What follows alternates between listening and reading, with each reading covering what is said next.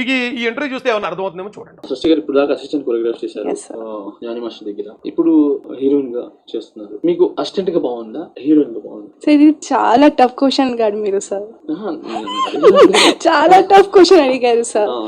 అమ్మాయి అప్పటికే 3 సంవత్సరాల నుంచి రేపు గురవుతుందట. అప్పుడు చెప్పింది అమ్మాయి. అప్పుడు మాట్లాడిన మాటలు ఒకసారి చూడండి. మీరు నాకు అసిస్టెంట్ గా ఉండడానికి ఇష్టపడతారా, హీరోయిన్ గా ఉండడానికి ఇష్టపడతారా అని అడిగాడు. అడిగితే అమ్మాయి నవ్వుతూ సిగ్గుపడుతూ నాకు చాలా టఫ్ క్వశ్చన్ అడిగారండి, ఎందుకంటే నాకు 2 రోల్స్ కావాలి. ఒక మాట అడుగుతానండి, దయచేసి ఎవరు నన్ను అపార్థం చేసుకోకండి. ఒక అమ్మాయిని ఒకసారి ఒకటి రేప్ చేశాడు. రేప్ చేసి మళ్ళీ మరుసటి రోజు ఆ రేపిస్ట్ దగ్గరికి అమ్మాయి వెళ్ళడం అనేది అసంభవం. 100 కోట్లు ఇస్తానంటే వెళ్తాం. కానీ 2వ రోజు మళ్ళీ అమ్మాయి ఆయన దగ్గరికి వెళ్ళింది, వర్క్ చేసింది, జీతం తీసుకుంది. 3వ రోజు వెళ్ళింది, 4వ రోజు, అలా 3 సంవత్సరాలు వెళ్ళిందండి. మళ్ళీ ఈ 3 సంవత్సరాలు కూడా రేపు జరుగుతూనే ఉందటండి. అయినా కూడా అక్కడే ఉందటండి. కారణం ఏంటంటే నీకు అవకాశాలు రానివ్వకుండా చేస్తానన్నట. అందుకని 5 సంవత్సరాల నుంచి రేపుకు గురవుతున్నాను. అవకాశాల కోసం రేపుకు గురవుతారండి. అవకాశాలు రానివ్వను అని బెదిరిస్తే, లేదు నేను ఒక్కనే కాదు ఇంకో 10 మంది కూడా ఉన్నారు, నువ్వు ఖచ్చితంగా వెళ్ళాల్సిందంటే వెళ్ళిపోతారండి ఆడపిల్లలు, మన ఆడపిల్లలు. దాన్ని రేపు అంటామండి. ఇక్కడ ఇంటర్వ్యూ రేపు జరిగిన 3 సంవత్సరాల తర్వాత వాళ్ళిద్దరూ చేసిన చిట్ చాట్ ఇది.